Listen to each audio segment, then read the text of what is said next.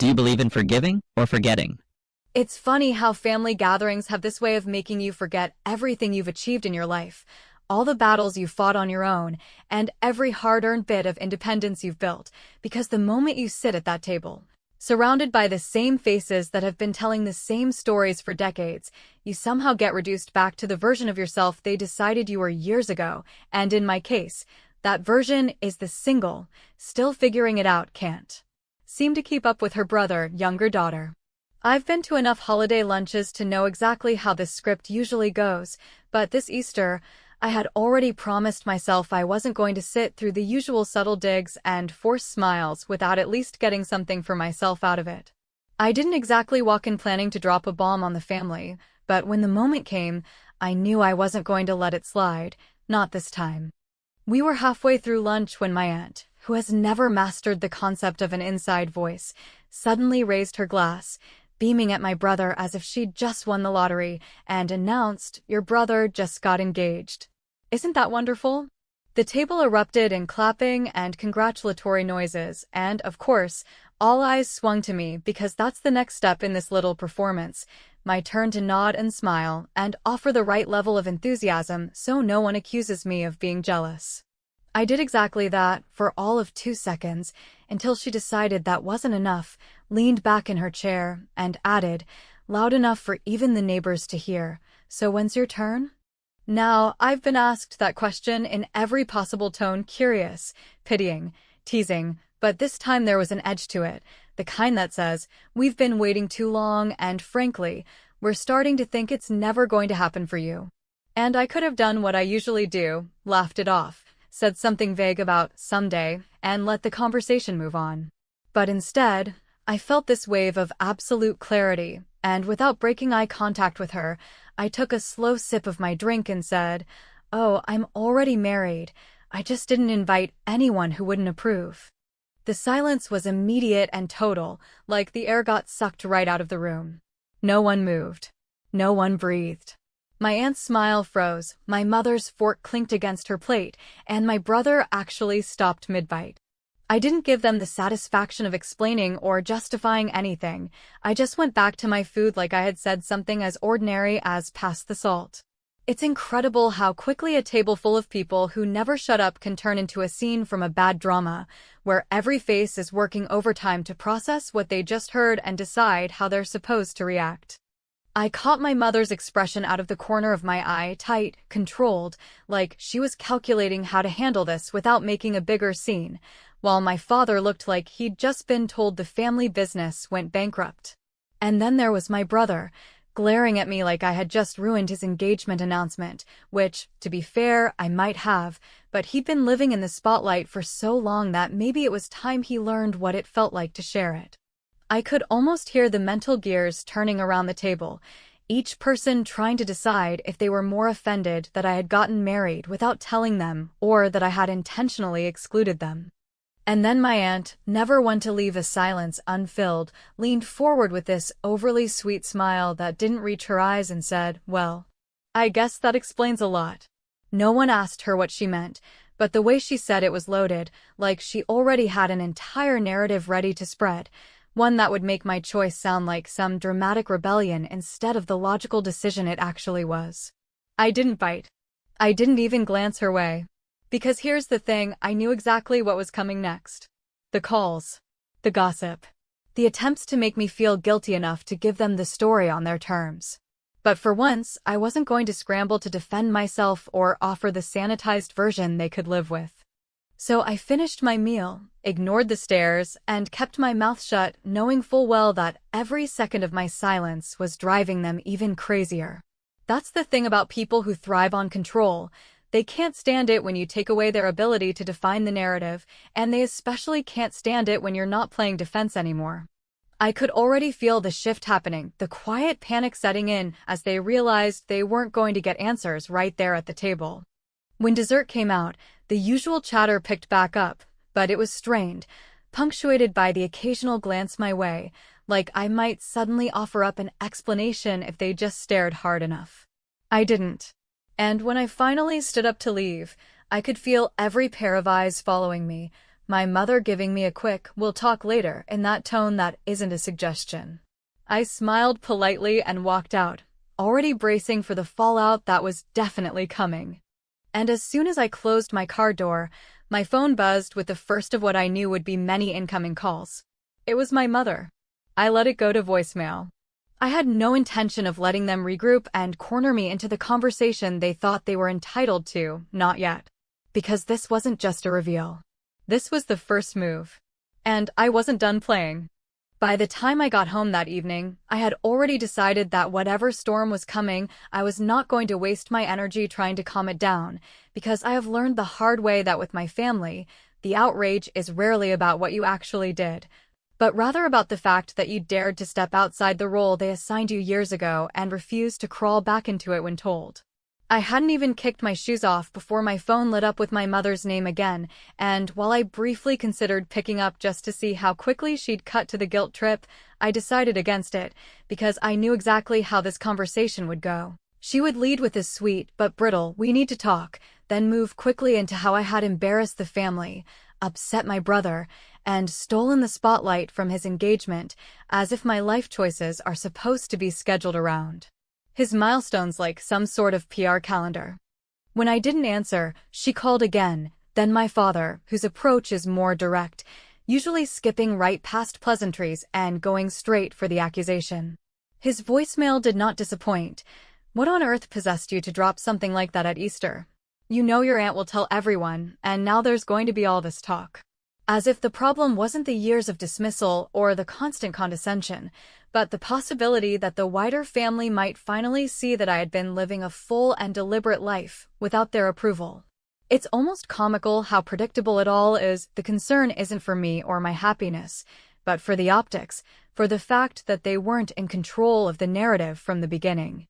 Not long after, my brother called, and unlike my parents, he didn't bother trying to dress it up with any polite preamble. "You're selfish," he snapped the second I picked up, because I was curious enough to hear what he'd say. "You couldn't let me have one day? You had to make it about you." And I just laughed, not because it was funny, but because it was so absurd to think that my marriage, which had been real and private for months, was suddenly about him simply because I'd chosen not to let my aunt's little jab go unanswered. I told him plainly that if he thought my life existed purely to serve as a backdrop for his, he might want to rethink his worldview, but I could hear in his tone that he wasn't listening, only waiting for me to admit I'd done something wrong.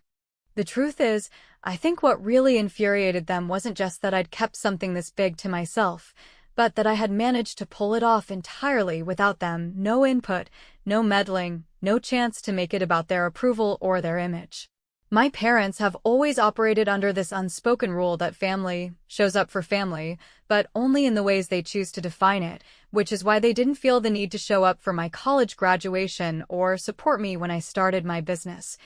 yet somehow expect unquestioning attendance at every barbecue and holiday lunch. When my mother tried to play the "family should be there for family" card over the phone later that night, I didn't hold back. I reminded her of the times I'd been excluded from events for reasons that were never explained, the way my accomplishments were minimized while my brothers were celebrated with toasts and speeches, and the fact that their definition of support seemed to start and end with me showing up to applaud him.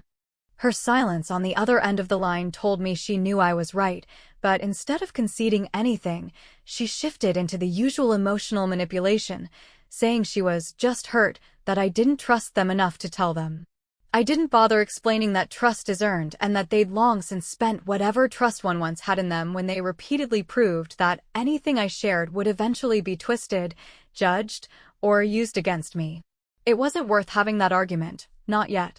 Later that night, just as I was starting to think I might have a few hours of peace, I got a text from my cousin Laura, who has always been the only one in the family willing to tell me the truth about what's being said when I'm not in the room. "You think they're mad now?" she wrote. "You should hear what your aunt just told everyone at the after-party." That sentence alone told me everything I needed to know. Whatever story my aunt was spinning, it was going to paint me as the difficult, ungrateful one who had snuck off to get married out of spite.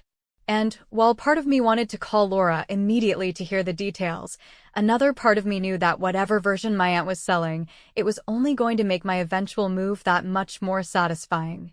So I put the phone down, made a cup of tea, and let them all talk, because the more they speculated, the deeper they'd dig themselves into their own assumptions. And when the time came, I'd make sure they realized just how wrong they'd been in a way they'd never be able to forget. There is a version of this story that would be easy to tell, the one where I say I kept my marriage private because I am naturally private, because I like boundaries, because I prefer quiet commitments over loud performances. And while there is a sliver of truth in that, the real version is messier and more uncomfortable, the kind that makes people shift in their seats, because it forces them to consider how much harm can be done by relatives who swear they love you while treating your life like a group project they get to grade. And if I am honest, the decision not to invite them was not about punishing anyone, it was about survival. Because I had learned through too many small humiliations that bringing them into something good meant watching them pick at it until it bled. I met Mark at work in a way that would not impress anyone who expects fireworks, because it was simple and steady, a project that ran too long, a deadline that kept us on late calls, and a slow recognition that the only person who made my shoulders drop instead of tense after a long day was the one person who listened without jumping in to fix or judge. And if that sounds ordinary, then good. Because ordinary has been the most solid thing I have ever known. We started with coffee because it was easier than pretending we were not already leaning toward each other, and it evolved into dinners where we traded stories without trying to top each other, and then into weekends where the quiet felt like an agreement instead of a void. From the beginning, I kept him at arm's length from my family, not because I was embarrassed, but because I had learned, painfully, that bringing someone home was like sending a lamb into a yard full of people who smile while taking mental notes, the kind that get repeated later with little edits and added commentary until your partner becomes a character they have created together, and I was not going to let that happen again. Years before, when I brought a boyfriend to Thanksgiving, my aunt managed to ask him 3 insulting questions in the span of 1 minute. My mother pulled me aside afterward to say he did not seem substantial, and my brother used a private detail I had shared in confidence as a punchline the next time his friends were over, which I heard about through the cousin network because nothing in our family stays contained, not even kindness. And after that I stopped offering my life up for their entertainment. So when Mark began to matter, I tested the waters with a small mention over the phone, and within a week my mother had called a cousin to check whether anyone knew his last name. My aunt had texted me a list of research questions like she was vetting a public official, and my brother, in a moment that told me everything I needed to know, joked that if he lasted more than a season he would be the first, which was when I understood that if I wanted this relationship to make it past the first storm, I would need to stop inviting hurricanes. We got married quietly at the courthouse with 2 witnesses from his side who treated the moment with the kind of care that does not need a microphone, and after we signed the papers we had dinner at a place that did not require small talk. And by the time we went home I felt, for the first time in years, that my life was finally mine, not a group chat topic or a comparison exercise or an opportunity for someone to play savior while calling it love. I kept my name at work because I did not want to explain anything to people who believed explanations were invitations to debate, and we told the friends who had earned the right to hear good news without turning it into content, and that was that. I did not hide it. I simply refused to stage it for people who had never clapped when it was my turn.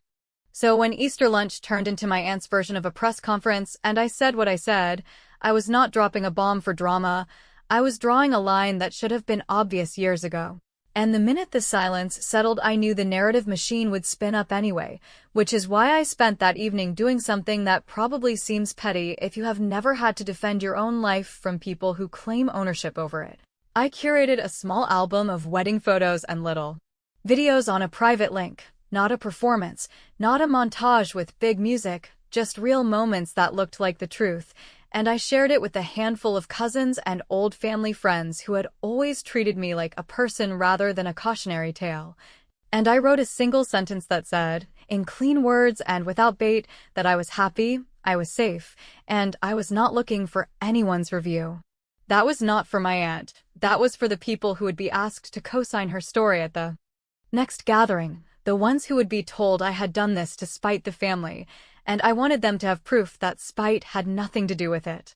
As for actual revenge, if you want to call it that, I did something that felt small but hit exactly where I wanted, because sometimes you do not need a hammer when a quiet adjustment in leverage will do the job.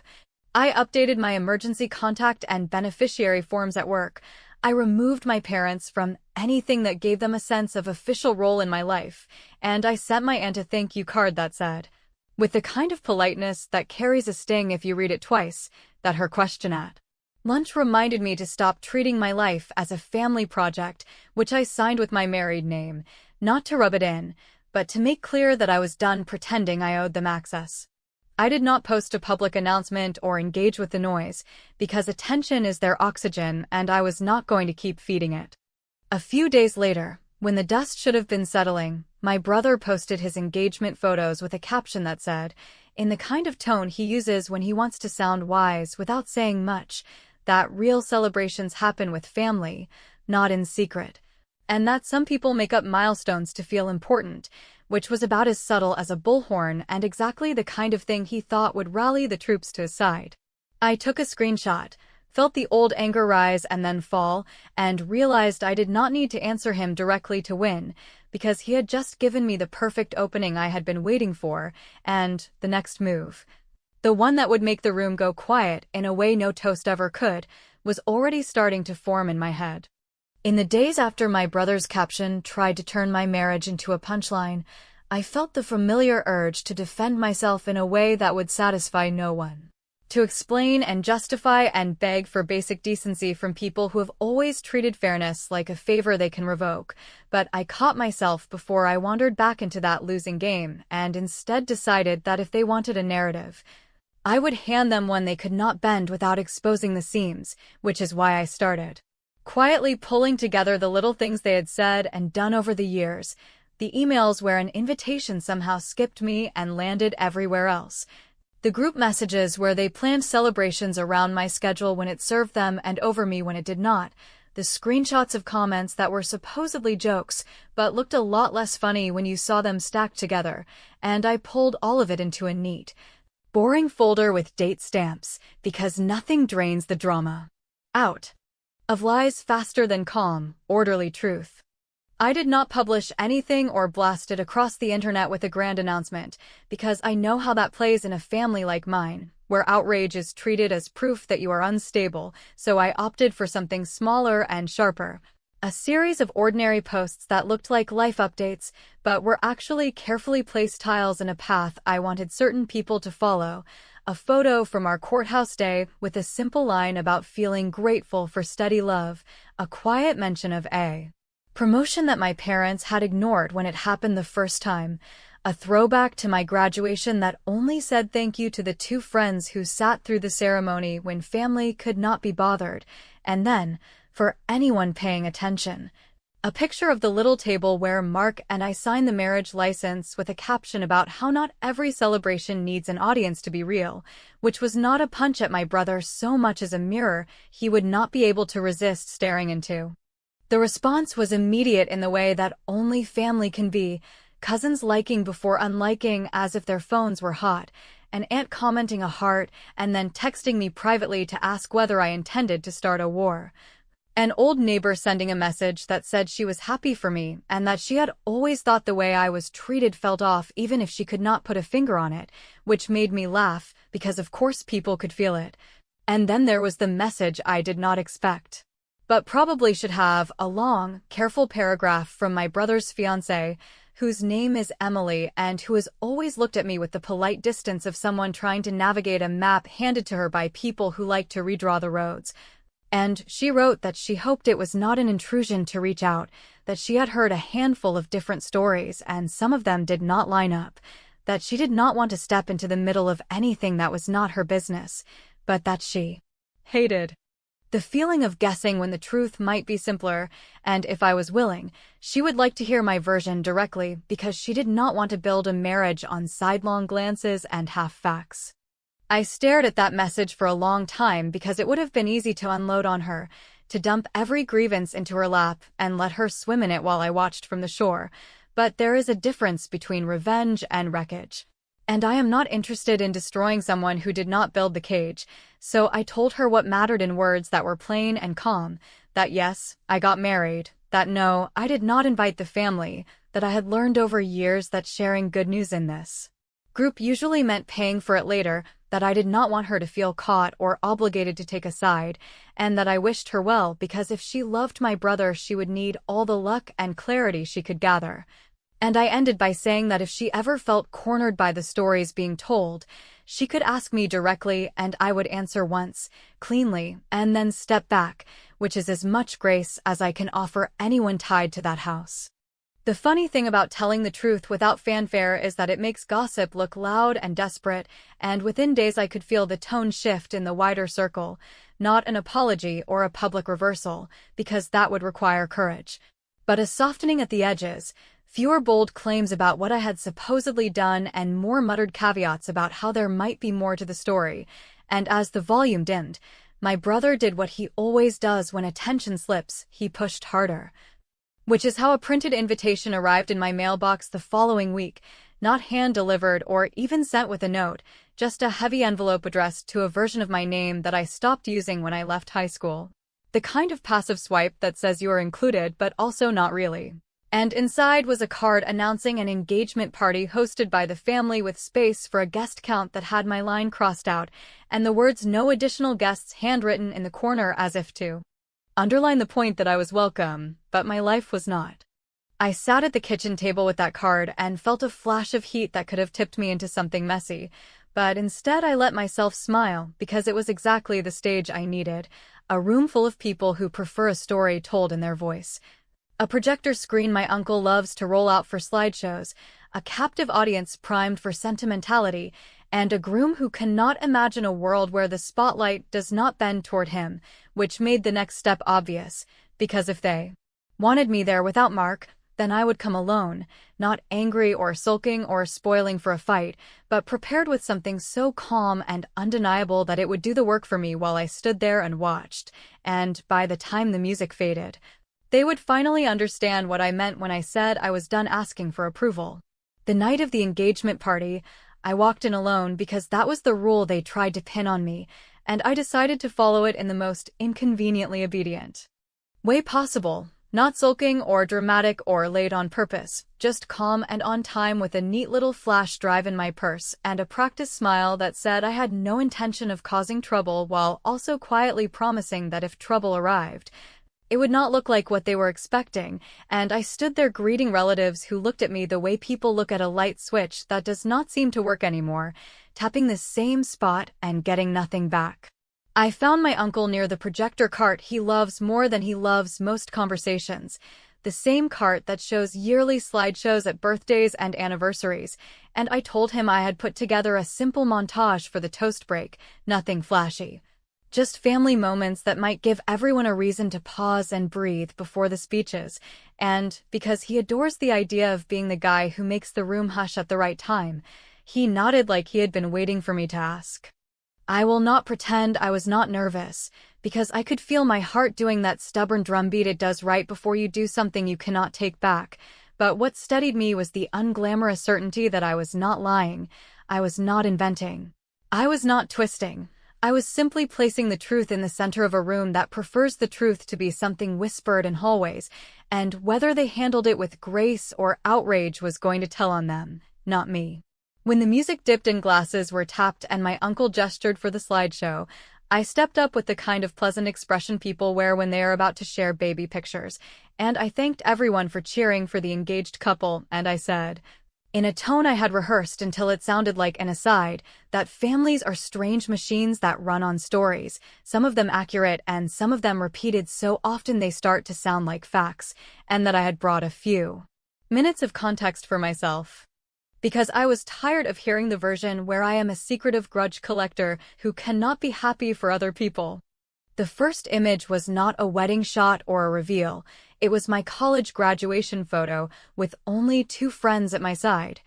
A picture so ordinary that it looks like nothing unless you know that my parents had RSVP'd and then decided at the last minute it was not worth the drive. And over that still I let a voicemail of my father from years back play for 5 seconds.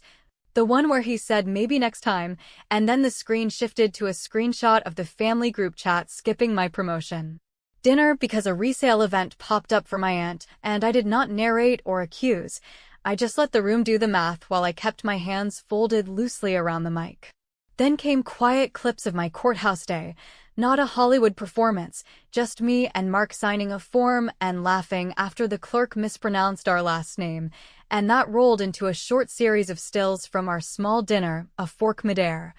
Our hands on the table, a friend clapping in the corner, and then, with the same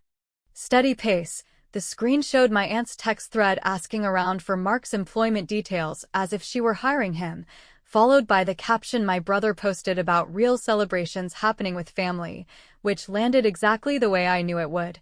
A visible jolt that was not outrage so much as recognition. I had debated including the worst of the messages, the ones that would have scorched the paint off the walls, but I chose restraint that still cut clean, which is why the next slide was a single sentence from Emily's note to me, stripped of anything private and displayed with her permission because I had asked her 2 days earlier if I could quote one line, the one where she said she did not want to build a marriage on sidelong glances and half facts, and I watched her across the room as she read those words, saw her jaw set in that way that says a person has decided who they are going to be, at least for tonight. After that, the final piece landed, a 1-minute video stitched from the private album I had quietly shared with the few relatives who had earned it, the steady moments that look unremarkable until you remember they are the ground under your feet. The kind of happiness that does not ask permission, and when it ended, I thanked the room for watching and said I hoped this cleared up why I do not do announcements and committees anymore, and then I handed the mic to my uncle and stepped away before anyone could make me the topic instead of the point. Silence is its own verdict in families like mine, and the silence that followed was not the stunned quiet of a room ambushed. It was the dawning kind where people realize they have been nodding along to a lazy script for years. And into that quiet my aunt tried to laugh and say something about how this was all taken out of context. But context was the entire thing on that screen, and the cousins who used to look at me like I was difficult stared at their shoes. And a few of the older neighbors who survived decades of these gatherings looked at my parents with a kind of disappointed patience that stings more than anger, and my brother, who had expected to ride a wave of applause, stood there red with confusion, sputtering about how engagement parties are not for counter-programming. I did not answer him. I just said congratulations again in a tone that made congratulations sound like the boundary it was, and I wished Emily luck, and I meant it. Here is the part people ask me about later, the part where they want to know if I felt bad, if I regretted making the room uncomfortable, and I tell them the truth, which is that I felt relief, not because anyone apologized or changed right there, but because the work of managing their version of me was finally over, and the consequences, whatever they were, no longer belonged to me, and if that sounds cold, then you have not spent years being told to be smaller and quieter while other people narrate your life like a podcast they host. Before leaving, I hugged the 2 cousins who had always shown up when it actually mattered. I thanked my uncle for running the tech with such enthusiasm, and I walked out into a night that did not ask anything of me, phone buzzing with messages I did not open, because this plan did not require a post-game interview. In the days that followed, lines shifted in ways that were not loud but were obvious if you knew where to look. A neighbor brought up my graduation to my mother at the grocery store and waited for a real answer. An aunt who loves a rumor stopped mid-sentence when I walked into a room and decided to tell me about her garden instead. My father sent a single sentence asking to meet and talk like adults without the usual preamble. And my brother posted another caption that tried to sound above it all and mostly sounded tired, while Emily sent me a short message saying she appreciated the clarity and that she was going to set her own boundaries too, which, whether they liked it or not, was none of my business and exactly the kind of victory I hoped for. I do not know if they will ever call my marriage by its name with the same ease they used for his, and I do not know if holidays will be warmer or just quieter, but I do know this. They spent years trying to make me ask for permission to live, and I stopped asking, and when they tried to punish me for it, I made them watch me tell the truth out loud and on a screen they could not turn off. And if there is any justice in the small, human sense of the word, it is that I did not break anything to win. I simply rearranged the power so it finally belonged to the person it should have belonged to all along.